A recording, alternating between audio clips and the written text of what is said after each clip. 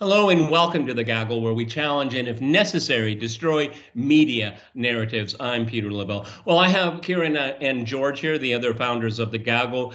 Ciara, earlier this morning, you sent two links to George and I, two articles from Politico. The first one was "It's time to rethink our Russia policy," and I know a lot of people that signed it. And then the second one was, "No, now is not the time for another Russia reset." Fascinating articles. Why did you send them to us, and why are we going to talk about it? Go ahead. Thanks very much, Peter.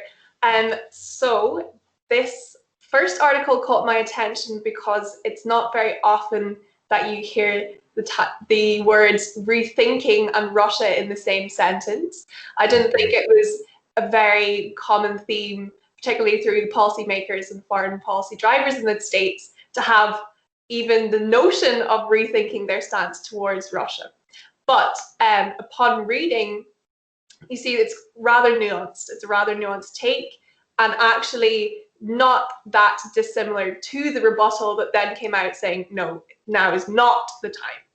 But what's most interesting, I thought, in both of these articles, you have big names.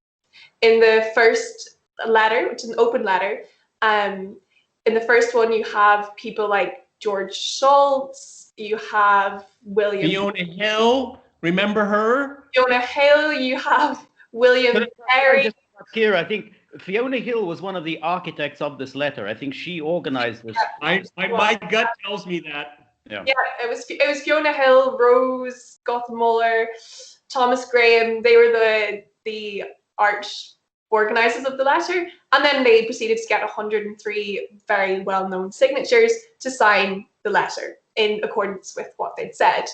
And the essence of the letter itself was that it's a crisis point between the US and Russia relations, and that despite it being Putin's Russia that we're dealing with, that they're dealing with, despite this, there should be change and positive, constructive change between both relationships to try and think more. Let me throw this to George. I mean, let's take at face value what we just heard.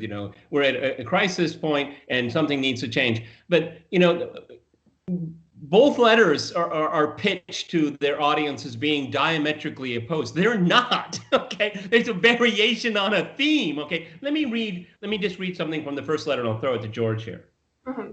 It, in this case, Russia. Russia has seized territory in Ukraine and Georgia. It challenges our role as a global leader and the world order we helped build. It interferes in our domestic politics to exacerbate divisions and tarnish our democratic reputation.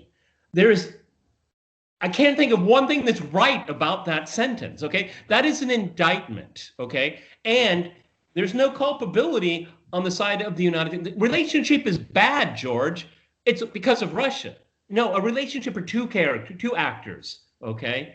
And at least in the second letter, now is not the time. At least they say, well, there's blame on both sides. It was the second letter that said that, not the first one. Go ahead, George. Well, the second letter was an interesting one because it did say, while the United States is not entirely blameless, the primary blamable person is Putin and Putin's Russia. And then it goes through the whole litany of complaints against Russia. And in fact, you look hard in the article, what is it that you say the United States has failed to do? I imagine if you push came to shove and you ask them, what does the United States fail to do? They say, oh, because we bent over backwards towards Russia. That's the United States' big failure. We were too sympathetic, too eager to sign agreements with Russia. That would be their criticism of U.S. policy.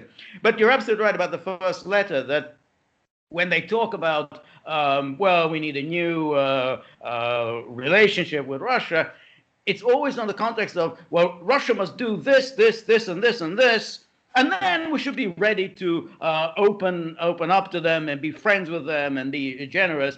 But they have to do these things. They have to acknowledge their culpability here and here and here. Now, it doesn't occur to them that the Russians don't agree with your position. They're not going to do those things. They're not going to change their policy on Syria, Ukraine, Crimea. their view of NATO or on missile defense and all of those things. They're not going to change their position. So you've got a long wait ahead of you if you're going to sit there waiting for the Russians to come around. You know, but Ciara, in fairness to the first letter, I think they acknowledge that these are the main bastions of discord, let's say, between the US and Russia, is that Russia will not agree with the US position on these issues. Yet they do go on to say that is this the crux? What I find between the two is this something that we can change? Should we be dealing with the Russia that we believe and want to be real, or should we be dealing with today's Russia? And I think the first letter is actually, you know, they're actually pushing towards today's Russia. Yeah, but Ciara, the second letter is the one that it mentions Putin, 23 times, I think, every few seconds. It's either Putin's regime, Putin's Russia, Putin this, Putin that. Whereas the first one mentions Putin once. It then goes on to say, if Putin were not there, then who would be there? Okay, that's right. It's always about the tyrant, and then the people will be free. This is such a tired and boring and illogical approach here. It's not saying because it's not Putin's Russia. It's Russia's Putin. Yeah. That's what they fail to understand. But this is the thing. It's where you have a division of Putin and Russia. The people, the Russian people, the Russian state and its leader. And the first letter does point out that, like, if someone replaces Putin, they most likely will not massively vary from this nationalistic framework that is in place. That's very interesting. This nationalist framework they've taken in that letter. Hang on, George. Hang on. Nationalist framework. That's their words. But I would rephrase it. Russia is pursuing its national interest. See, do you see how discursively that has a different meaning to it? Okay, the United States pursues its national interest. China pursues its national interest. But because, as they said, it challenges our role as a global leader and world order we help build. Well, yeah, to your advantage. And the Russians and the Chinese and others say, but it doesn't work for us. Go ahead, George. But the point is, what both of those letter writers fail to grasp is that there are geopolitical interests at stake. So what neither of them even asks in all their complaints about Russia's failed to do this, Russia's done these terrible things and so on, is what is the American national interest? And that should be the determining factor in US policy towards Russia. Now, on the assumption, I think, that China is now the rising power, the power that is a serious rival to that of the United States, then you would have thought that all of these supposedly wise policymakers would figure out that if the United States is going to gear up towards confronting China, it's going to need Russia on its side. Mm-hmm. So therefore, all these complaints about what Russia did in Georgia, what's doing in Syria and Ukraine, Crimea, will have to fall by the wayside. Mm-hmm. But that's the thing. None of these policymakers even occurs to them. And in fact, it's only Donald Trump, the crude ruffian that he is, who has actually figured out this point that if you're going to confront China, you don't confront it while Russia is aligned with China. It's one thing to take on China. It's quite another thing to take on China and Russia together. The second option, Ciara, there was a phrase that was coined a couple years ago: agreement incapable. I apologize to everyone. I can't say it in Russian. It's too long for me. But agreement incapable. And in the first letter, calling for a reset, it's the U.S. that is agreement incapable. Who walked away from the ABM treaty? Who's walking away from the Open Skies treaty? Who walked away from the INF treaty? Who's walking away from the START II agreement? It's not Russia. I mean, this is what makes the second letter. I would have to agree with George. At least they slog their own ideology. Okay, it's never our fault. We never did anything wrong. It's the bad Russians and the bad Putin. Okay, the first letter is naive and stupid. Okay, because all right, if you want to have, I agree with this letter. We should have arms control, but it's the U.S. that walks away from arms control. It's not Russia that does that. Okay. Well, I would say the one good thing about the first letter, I agree that it's naive. I also think that the second letter is far more structured in its points and its points of rebuttal, and also fair, because yes, it also agrees that, you know, America is culpable as well. And while it believes that there's no point in fostering any diplomatic relations beyond the ones that already exist, because it is pointless, and you know that it's impossible to work with Russia on this, I do think that what is the value of an open letter?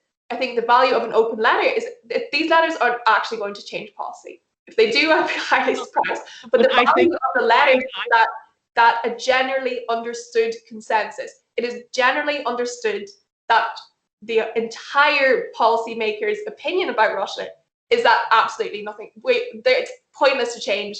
Can't do anything about it. Yeah. What I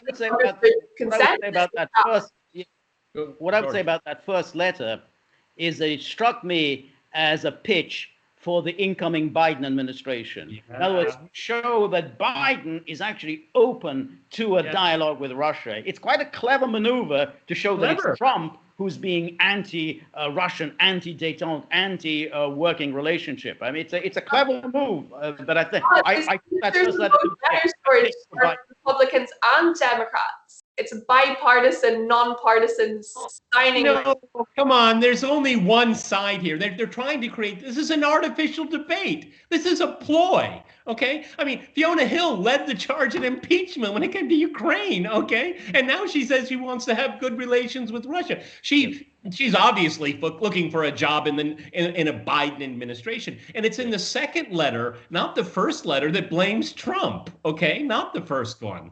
Okay, and so again, these two letters are pitched to us as being, this is the terms and conditions of the debate, but they're not. One is a continuation of the other. All right. Okay, I'm going to jump in here. We're rapidly running out of time. I'm going to do a second video on this topic here. So go get a new beer or whatever you need to do, and we'll be right back. Stay with the Gaggle, like, share, and subscribe, and we'll be right back.